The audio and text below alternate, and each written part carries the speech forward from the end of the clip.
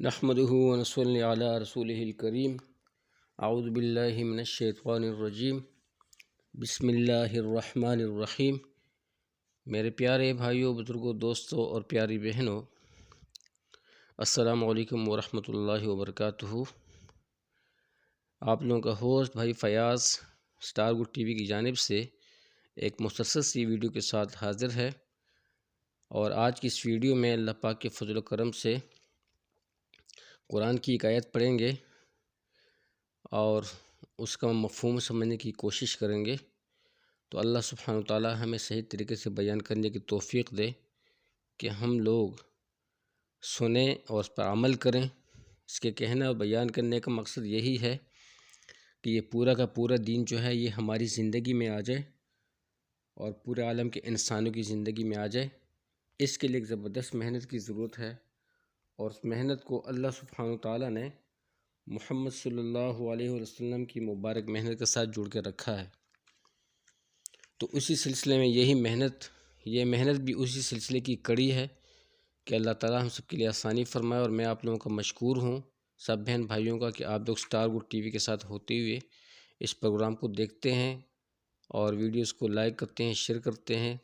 لیکن اتنا میں ضرور کہوں کہ ساتھ میں اور ساتھیوں کو بھی کہیں ہمارے چینل کو ضرور سبسکرائب کریں، تاکہ ہماری زنجیر آہستہ آہستہ بڑھتی رہے اور ایک چین کی شکل اختیار کرے، اور ہم لوگ اللہ پاک کے فضل و کرم سے اس پٹری پر چلتے رہیں اور فلاح پاتے رہیں۔ تو آغاز کرتے ہیں اللہ سبحانہ تعالیٰ کی کتاب کی اس چند آیات سے، تاکہ ہم اس کی تلاوت سنیں اور اس کا مفہوم۔ اعوذ باللہ من الشیطان الرجیم، بسم اللہ الرحمن الرحیم۔ قد افلح من تزکا۔ اللہ سبحانہ وتعالیٰ اس آیت میں فرماتا ہے، بامراد ہو گیا وہ شخص جو پاک ہو گیا، وذکر اسم ربہ فصلی، اور اپنے رب کا نام لیتا رہا اور نماز پڑھتا رہا۔ تؤثرون الحیات الدنیا، بلکہ تم لوگ تو دنیا کی زندگی کو مقدم رکھتے ہو، والآخرۃ خیر وابقی، حالانکہ آخرت دنیا سے بہت زیادہ بہتر اور ہمیشہ رہنے والی ہے۔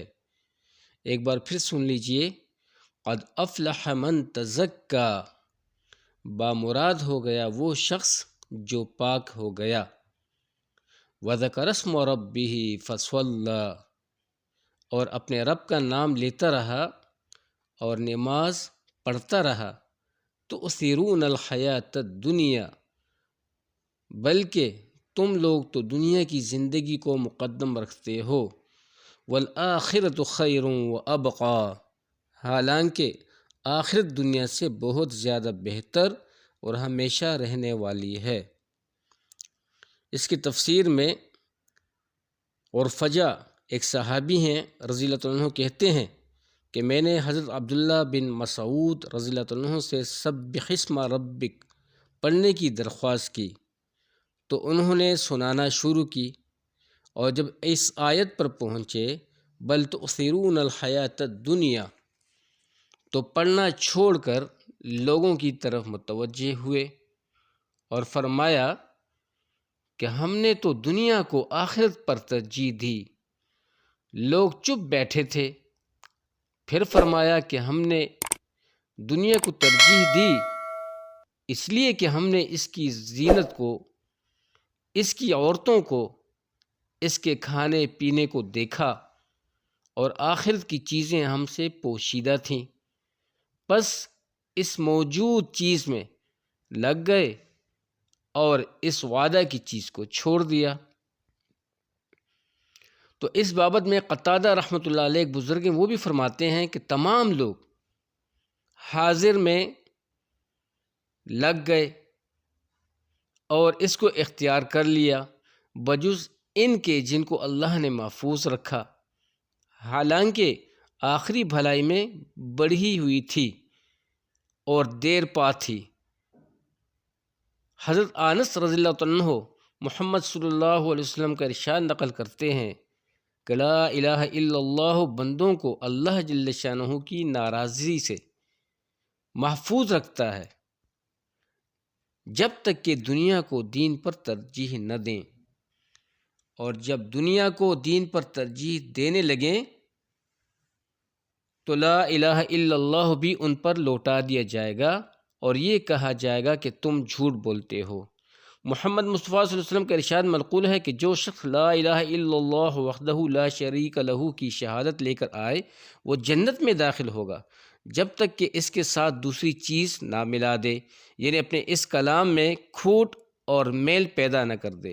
حضور صلی اللہ علیہ وسلم نے 3 مرتبہ یہی بات ارشاد فرمائی۔ مجمع چپ چاپ تھا کہ کوئی پوچھے اور مجمع ادب اور روب کی وجہ سے چپ تھا۔ دور سے ایک شخص نے دریافت کیا، یا رسول اللہ صلی اللہ علیہ وسلم، میرے ماں باپ آپ پر قربان، دوسری چیز ملانے کا کیا مطلب ہے؟ حضور اقدس صلی اللہ علیہ وآلہ وسلم نے فرمایا، دنیا کی محبت اور اس کو ترجیح دینا اور اس کے لیے مال جمع کر کے رکھنا اور ظالموں کا سا برتاؤ کرنا۔ حضرت محمد صلی اللہ علیہ وسلم کا ایک دوسری جگہ بھی ارشاد ہے کہ جو شخص دنیا سے محبت رکھتا ہے وہ آخرت کو نقصان پہنچاتا ہے، اور جو آخرت سے محبت رکھتا ہے وہ دنیا کو نقصان پہنچاتا ہے۔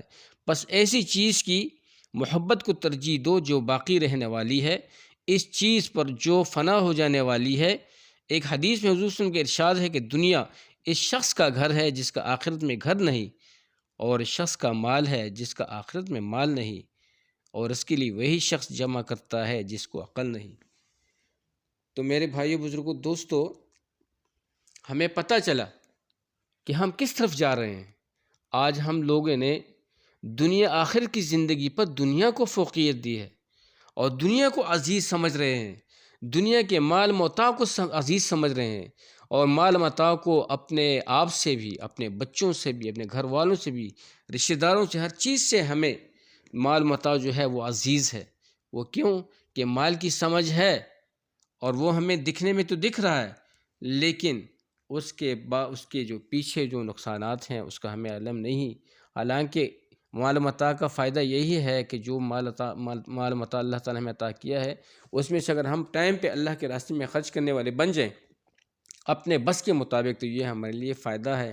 تو میرے بھائیو، بزرگوں، دوستو، لہٰذا ہمیں چاہیے کہ ہم دنیا کی زندگی پر آخر کی زندگی نہ ہاریں، بلکہ دنیا کو آخر کی زندگی پہ قربان کر دیں اور ہمیشہ کے لیے کامیابی والی زندگی بسر کریں، اور محمد صلی اللہ علیہ وسلم کے سنت طریقوں پہ زندگی بسر کریں، اور اسی میں ہمارے لیے فلاح ہے، اسی میں ہی ہمارے لیے کامیابی ہے۔ امید ہے کہ یہ بات آپ کی سمجھ میں آ گئی ہوگی کہ دنیا کو عزیز رکھنا نقصان ہے، آخرت کا طلب کرنا فائدہ ہے، کیونکہ وہ ابدی زندگی ہے۔ تو اللہ پاک ہم سب کو اس پر عمل کرنے کی توفیق دے، اور اللہ تعالی ہمیں اس حدیث کو آگے پڑھنے کی آیت کو آگے پہنچانے کی توفیق دے۔ وآخر دعوانا ان الحمدللہ رب العالمین۔ بہت شکریہ۔